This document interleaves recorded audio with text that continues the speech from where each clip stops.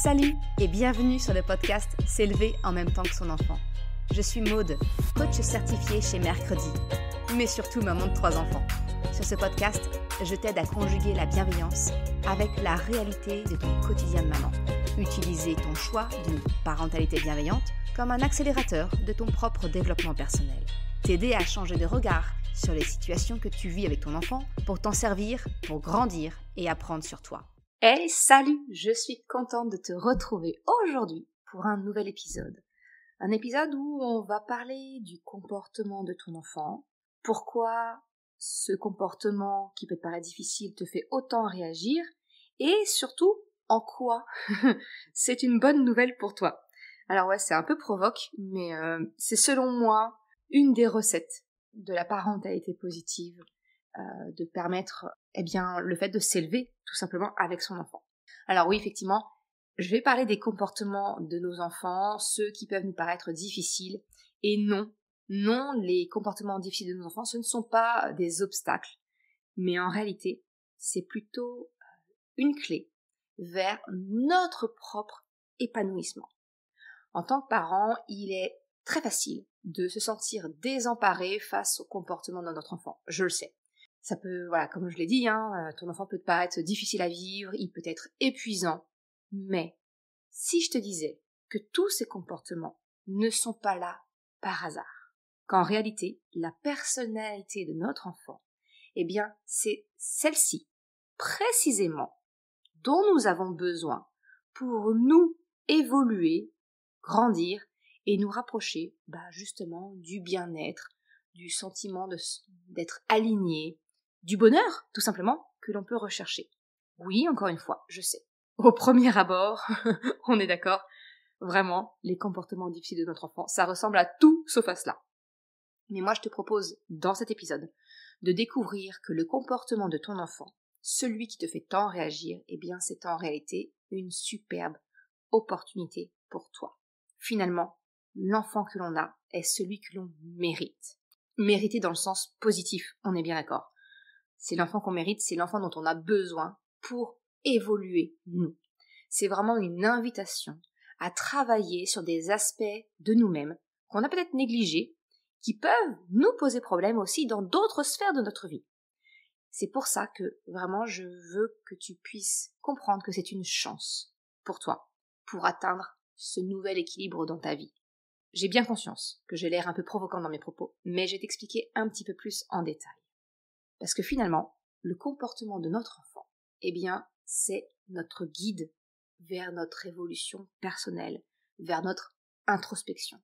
Alors oui, bien évidemment que ces comportements sont fatigants, ça nous épuise. On peut même avoir le sentiment que notre enfant nous cherche en permanence. Et dans ces cas-là, en tant que parent, on subit la situation. Ça va devenir la guerre à la maison, si c'est pas déjà le cas. Chacun va camper sur ses positions et malheureusement le fossé va se creuser de jour en jour, puis d'année en année avec notre enfant. L'autre option, celle que naturellement je te conseille, c'est de justement regarder au-delà du défi que te semble être le comportement de ton enfant et donc t'interroger pourquoi est-ce que ce comportement en particulier vient résonner aussi fort en toi. Pourquoi est-ce que tu es aussi fortement activé?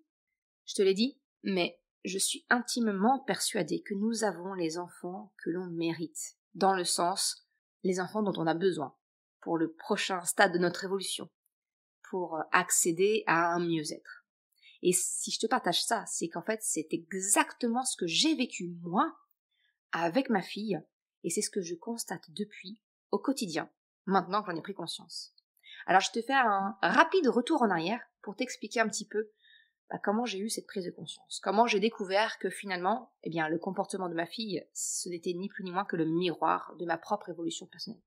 Il faut savoir que, enfant, j'ai toujours eu des relations très compliquées avec ma maman. J'ai pas le souvenir d'une seule journée enfant sans me disputer avec elle. C'est plus le cas aujourd'hui. À partir du moment où j'ai quitté la maison, je sais pas, notre relation a pris un autre sens, mais en tout cas, j'ai pas un souvenir superbe de mes relations mère-fille, malheureusement. Et c'est pas faute qu'elle ait essayé, Et puis un jour, ou peut-être je l'ai poussée un peu trop à bout, enfin bref, sous le coup de la colère, elle m'a lâché cette petite phrase. Tout ce que je te souhaite, Maude, c'est d'avoir un jour une fille comme toi. Alors qu'on soit bien d'accord. C'était tout sauf positif, ce qu'elle voulait me dire par là. Le sous-entendu derrière était plutôt menaçant. Alors on va refaire un bond en avant cette fois-ci. J'ai 33 ans et j'attends mon second enfant. Arrive le moment de la deuxième échographie et j'ai hâte de savoir qui j'attends dans mon ventre. L'échographe me regarde et m'annonce « Félicitations, c'est une petite fille !» Comment te dire? Je suis sortie de l'échographe avec une grosse boule d'angoisse montante qui montait finalement avec ce souvenir de cette phrase dite par ma maman sous le coup de la colère qui est revenue comme une gifle. Parce qu'on est bien d'accord, j'avais complètement oublié cette phrase-là entre deux. Mais là, le souvenir est revenu violemment, j'ai envie de te dire. Et j'ai eu très très peur à ce moment-là. Et si j'avais, avec ma fille, la même relation que j'ai eue pendant mon enfance avec ma mère? Et si ma fille ne m'aimait pas? Et si moi je n'aimais pas ma fille?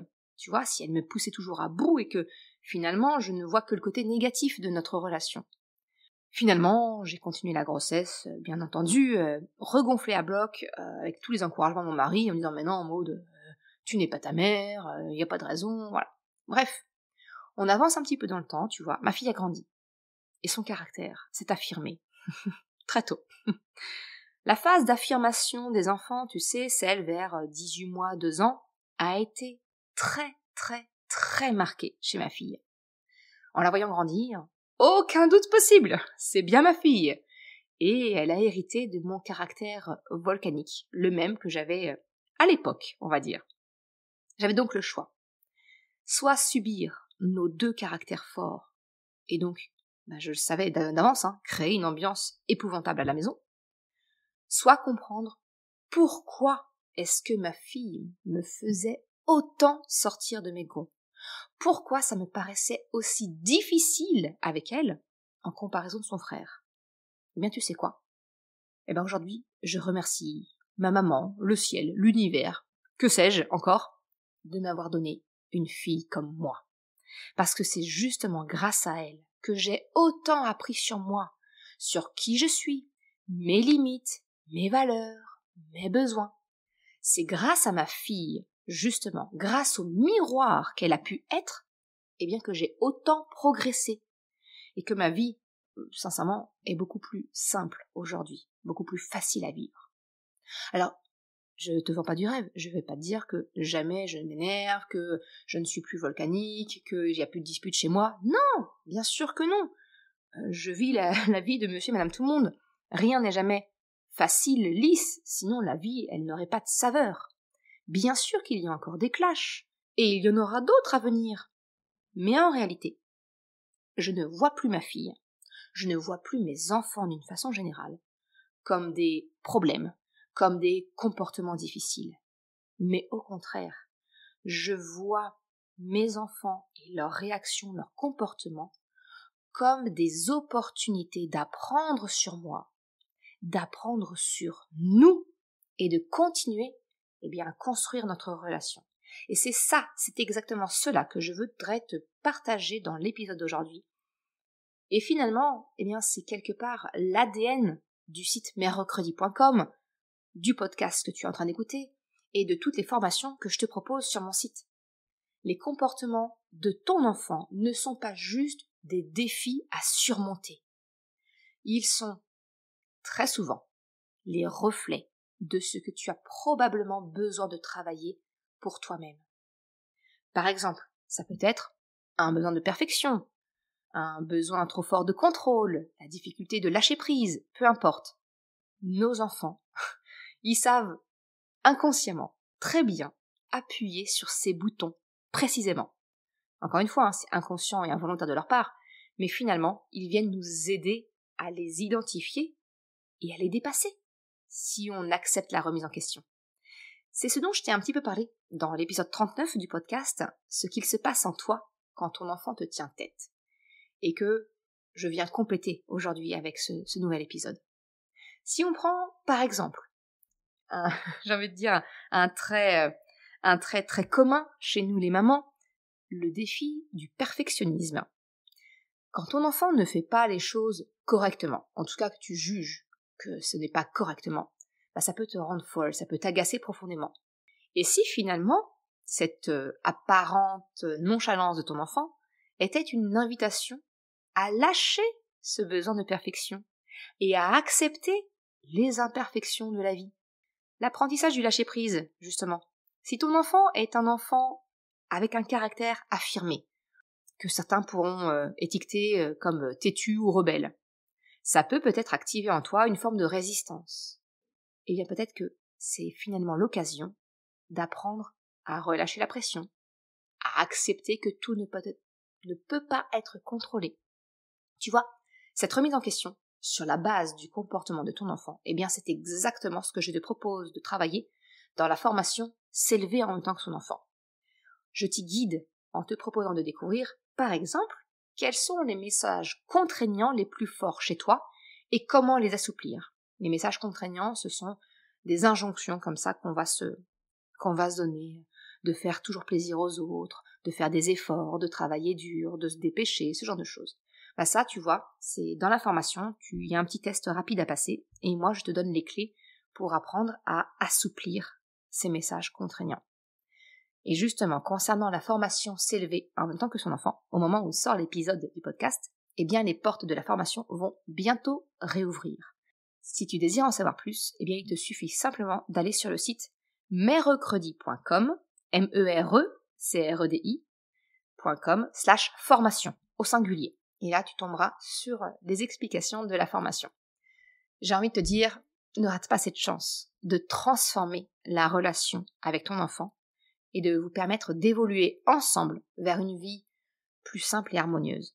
Bref, ça c'était la petite parenthèse autopromotion. Je reviens à l'épisode de podcast d'aujourd'hui et vraiment te dire que comprendre pourquoi le comportement de ton enfant te touche si profondément, eh bien c'est la clé.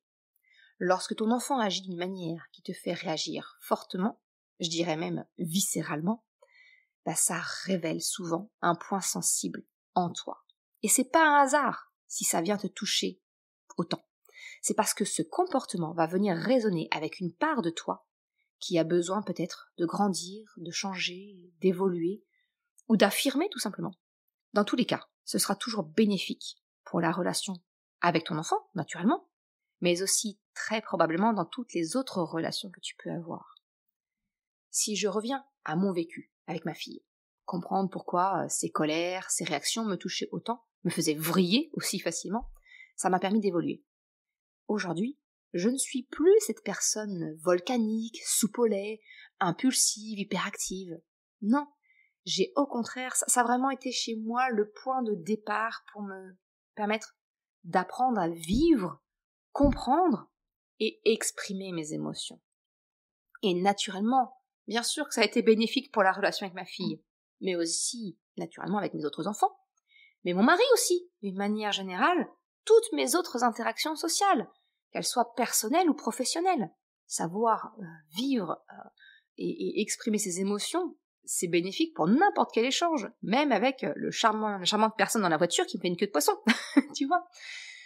Ce que je veux dire, c'est, je te propose de commencer à initier cette transformation en te posant quelques questions. Quel est le déclencheur en toi ? Identifie ce qu'il se passe en toi quand ton enfant appuie justement sur ses boutons avec son comportement. Quand son comportement te fait complètement vriller. Qu'est-ce que cela révèle sur tes propres attentes, tes besoins, tes peurs, peut-être même tes insécurités ? Et surtout, regarde au-delà de la réaction.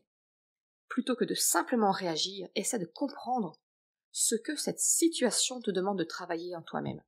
C'est pas juste, encore une fois, un défi à surmonter. C'est une opportunité pour apprendre à te connaître, à évoluer, pour te permettre de te sentir mieux dans tes baskets. Alors, au lieu de simplement réagir, que dirais-tu de saisir ces moments comme des opportunités d'évolution ? Alors oui, on est d'accord, sur le coup, il faut bien réagir avec notre enfant. Mais pas réagir dans le sens sanguin et on ne se contrôle pas. Non. Essaye de souffler, reprendre un petit peu le contrôle de toi-même, d'expliquer que peut-être tu n'es pas d'accord avec le comportement. Et puis ensuite, c'est d'aller un peu plus loin et de chercher à comprendre, à tête reposée, ce qui s'est passé. Ce moment de remise en question, d'introspection sur la situation, peut te paraître inutile, du temps perdu. Et pourtant, vraiment, crois-moi, ce sera le meilleur investissement de temps de ta vie. Parce que ça va te permettre d'évoluer. Et donc, de te sentir plus aligné avec toi-même, d'apprendre à mieux communiquer, ce qui va venir soigner la relation avec ton enfant. Et là, je parle même pas finalement de l'exemple que tu vas devenir pour ton enfant en incarnant le comportement que tu pourrais attendre de lui. J'ai envie de te dire, bienvenue dans le cercle vertueux de la croissance personnelle. Voilà, la remise en question, ça veut pas dire accepter le comportement de ton enfant, ça veut dire je m'en sers pour apprendre à me connaître, pour lui donner le bon exemple, pour vraiment chercher à améliorer et à soigner notre relation. Le comportement de ton enfant peut être perçu vraiment comme une invitation à te pencher sur tes propres émotions, à te poser des questions sur tes propres réactions pour te permettre de grandir avec lui. C'est prendre du recul. La prochaine fois que ton enfant te fera réagir, essaie de prendre un moment pour respirer et réfléchir. Qu'est-ce qui te dérange tellement dans cette situation, au point que ça te fait sortir de tes gonds? Explore tes émotions. Pourquoi ce comportement particulier t'affecte-t-il autant? Y a-t-il un parallèle avec quelque chose que tu as vécu ou que tu ressens dans ta propre vie? Et tout ça, ça revient à apprendre à te connaître. Utilise ces moments, ces clashs pour mieux te comprendre. Qu'est-ce que tu peux apprendre sur toi à travers ces réactions? Et comment est-ce que tu peux utiliser cette prise de conscience pour évoluer? En acceptant cette remise en question, finalement, d'aller creuser la situation et pas simplement la subir, eh bien non seulement, comme je te l'ai dit, tu vas améliorer la relation avec ton enfant, mais aussi va te permettre de te sentir mieux, de te rapprocher du sentiment d'être aligné.